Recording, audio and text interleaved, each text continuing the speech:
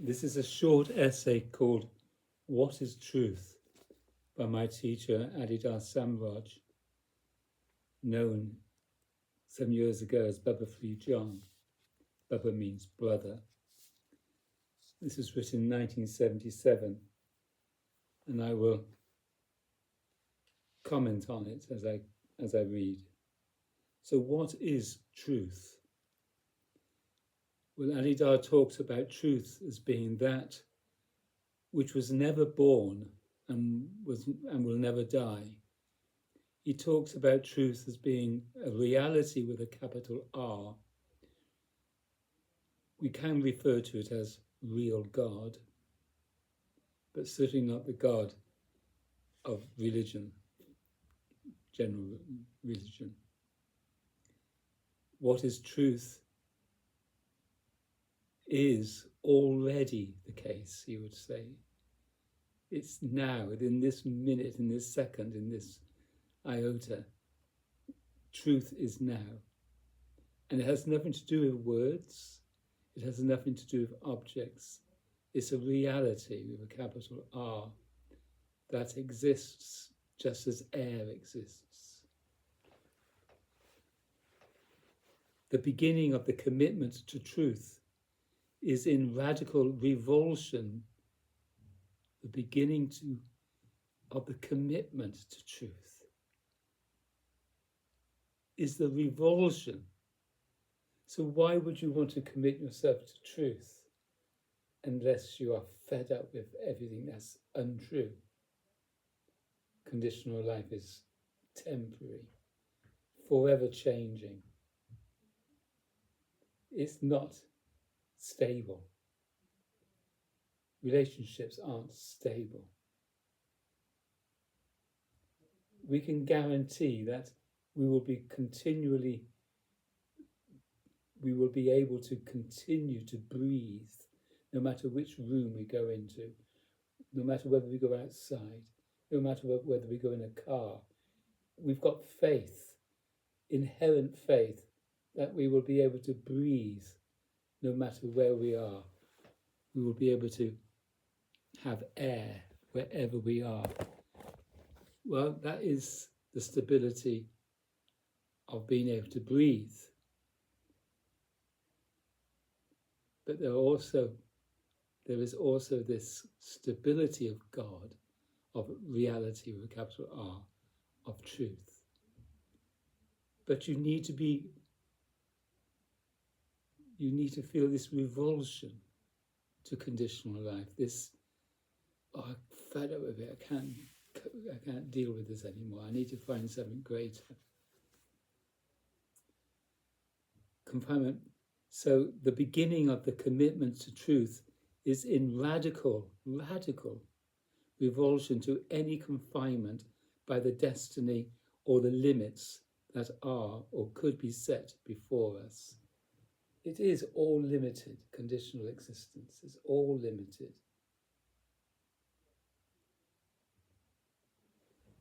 So he also uses the word disillusionment with one's conditional existence.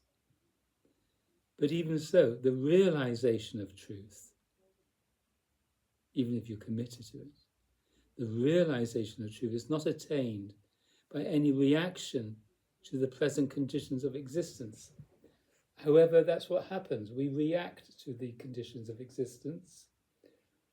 We react, and because of that reaction, we go seeking the truth. But Adidar has said, truth is not found by seeking for it.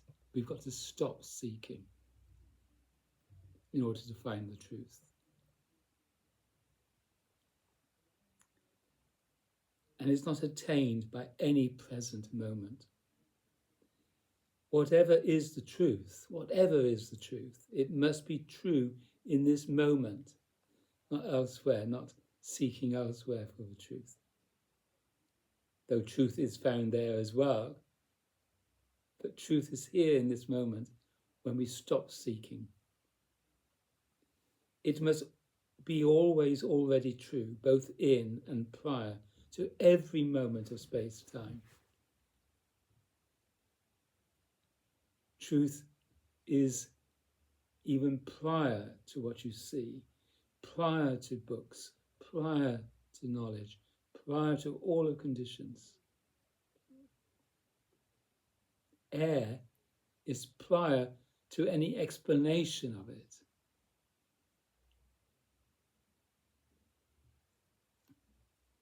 Therefore, the realization of truth is not attained in the search for truth, since seeking must necessarily bypass the truth in this moment in order to pursue it as an eventual goal of action in time and space. Many times my mother used to say, you haven't looked well enough. It's there in front of your eyes.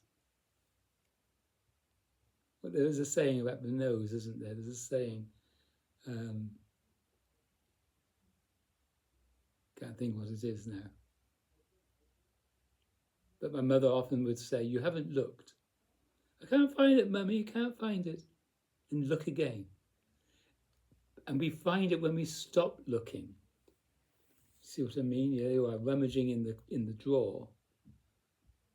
And if you stop looking, if you really stop seeking, you find it. See what I mean? It's a paradox. Whatever can be attained by seeking and strategy is necessarily an occasion, an incident, a form of experience, space-time or time-space itself. But truth must be the truth of even that incident or attainment. People sometimes put their glasses on top of their heads, and they're looking for their glasses when it's on the top of their heads. But truth must be the truth of even that incident. Even when you're looking for your glasses, truth is, it must be the truth. Therefore, there is no realization of truth other than the presumption of truth right now. This is so. The way of truth is not itself identical to any progressive or summary process of experience, but it is a matter of radical insight into the process of experience in the present moment. It's beyond experience. This insight is itself a formless presumption. It is the presumption of truth. This insight or presumption, projected moment to moment, is the way of truth. It is a sacrifice into truth, or the condition that is truth. So we have this room, and so therefore the condition that these objects around me, the furniture, the boxes, the carpets, the plants, all this is arising within this room. The room is embracing it all. Well, that's what the truth is. That's what God, real God is. Not only is it embracing everything, in fact, it is everything. So what is truth? I may find out or know all kinds of facts or truths about anything or everything or the whole world. So I know about this book, I know where paper comes from, I know how print has to get onto the pages, I understand most of the words that I read, and if I don't understand a particular word, I can go and check it out. I understand the procedure. But I may never discover or know what that thing or everything. But I may never discover or know what that thing or everything or anything is. We know this is a book, but we don't really know what it is beyond being a book, see what I mean? No matter how much time passes or how much knowledge is attained, this fundamental ignorance can never be changed in any degree. Divine ignorance. The open hand disposition represents the truth, represents real God. But the open hand doesn't know anything. It just is open, it's just consciousness. This ignorance is truth and the way of truth. It is the truth or condition of anything and everything. It confounds the dream of knowing. It is awake. It is intuition, prior to all knowledge. The radical realization of this ignorance under all conditions is the presumption of truth. Such is enlightenment or God realization. It's inherent. The body-mind is inherently this reality with a capital R. It's inherently already happiness. It's already joy. The inherent, the innate disposition. But we get into our head and we want to know. We always want to know more, no more, no more. K-N-O-W, we want to know more. But in fact, when we really want to know more, N-O, then that is the beginning of the realization that nothing satisfies us. No knowledge satisfies us. As I said in my earlier video today, do we prefer to eat the cake or talk about the cake? I'm sure it's to eat the cake. And in that eating of the cake, we are enjoying the taste. We're enjoying a pleasure. And that's what real God is. This ignorance, this divine ignorance, is very pleasurable. So we have to sacrifice this individual knowledge, this small r reality. So that which is revealed in ignorance or perfect sacrifice is the truth or condition of all conditions. It's a paradox. It is revealed in the moment of every condition and all conditions, but it may not be defined or grasped in itself. So those who are awakened by grace through hearing are a constant party to this revelation, but it is never known in itself over against anything else. We are always wanting to know better than the other person. We always think we know better than the other person. I am right and you are wrong. My point of view is over and against your point of view. My small r reality is more important than your small r reality. However, there is a big R reality that's common to us all. That's prior to our small r reality. And that's what we've got to awaken to. That's enlightenment. Awakening to the big C condition, which is prior to the small c condition.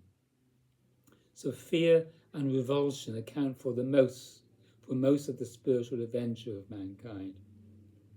The truth that is offered to us, independent of perfect insight or revelation, is an idol, high or low.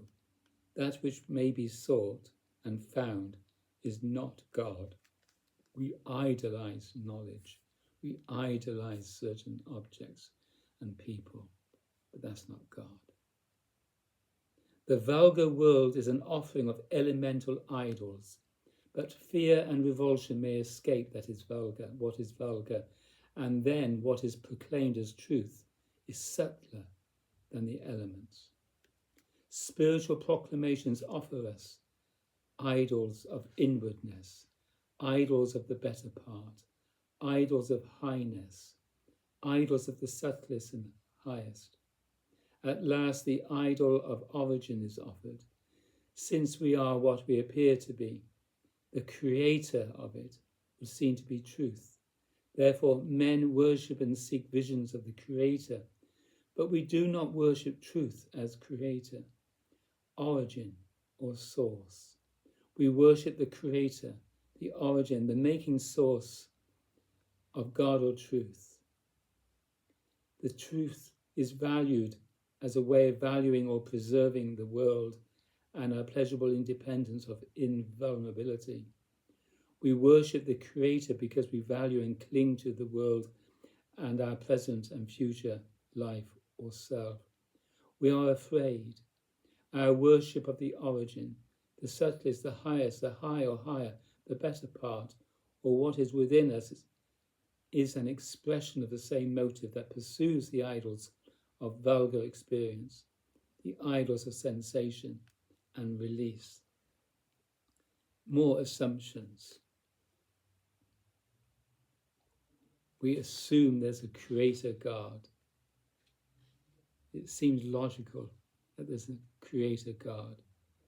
We make that creator God our idol, just as we make Santa Claus our idol. There has to be a something to have produced something else, apparently. But none of that is truth. It is not truth that is attained or even sought by all this seeking. Survival, not truth, is what is sought by all of it. Seeking is itself survival. It is action as meditation on self. Seeking is self-possession, not possession by God or truth or the real. It is not God or truth that is valued by the seeker. The seeker is afraid and he values continued delight. So we have all these idols as beliefs. Beliefs and myths are idols. We play on it all. We embrace it all. We cling to it all. But that's not the truth. No scaffolding is the truth. No idols is the truth. We worship all of that in order to keep us above water, as it were. We have to have this is a survival mechanism and a medicine. It's our way of surviving. We think we've got a right to all of this, these beliefs and myths.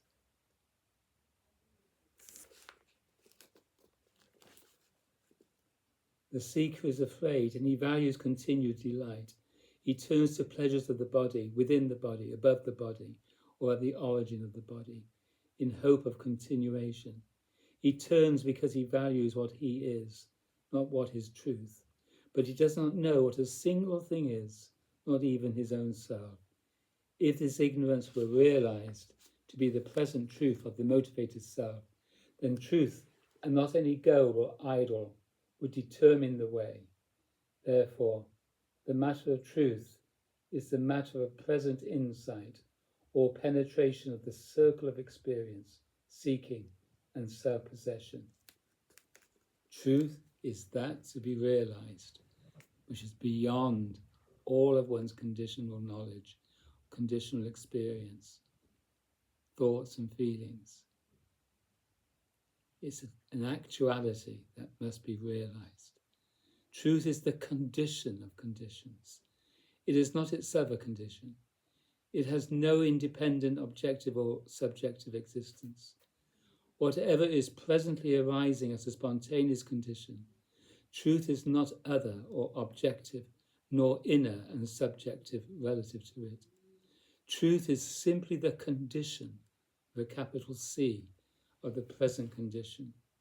Truth, or the condition of present conditions, is always already the case. Therefore, the realization of truth is not to be gained by reaction to any or all present conditions, nor by any progressive search to attain other or superior conditions. The realization of truth is a matter of radical present insight into the arising process of existence. The realization is not progressive but instant, but on the basis of such realization or insight, moment to moment, the revelation of existence in truth is never ending, like a succession of infinities. The conventional offering of truth is of an experiential object or object, with a capital O. It is outside or inside or upside or topside or not side. It is a part. It is in a certain direction. It is found over time and progressively. It is independent. It is consoling. Such truth, O God, is reasonable nonsense. It is gotten only by those who crave enough. But no matter what is gotten, no matter what is craved, whatever is presently arising, I do not know what it is. However much I may know about it, I do not and can never know what it is. Therefore, every present configuration, high or low, is paradox. Since none of it or me can be accounted for, it is all an illusion, unnecessary and mysterious. Truth is the truth of every part. It is not only the truth of the spine, the midbrain, the mind, and the light. It is equally presently and simultaneously the truth of the knee, the toe, the shawl, the eyeglass, the genitals, and the hair on my lover's arms. Therefore, where shall I go for truth's sake? Is I. Where should I go? If I am afraid, only afraid, then I may search among the parts of me or the parts of things. I may reduce it all to a better or highest part. I may turn in and up. I may desire to the point of ecstasy above and beyond. But truth is not my object then. I am thus only an adventurer in time and space, propelled to destiny for my own sake. Very good, an excellent dream. It's all a dream, except for the fear, the doubt, and the agony of striving. But when I hears the argument of truth, really hears it from the heart, and insight breaks my stride, the whole adventure and illusion of experience is undermined, and its dilemma dissolved.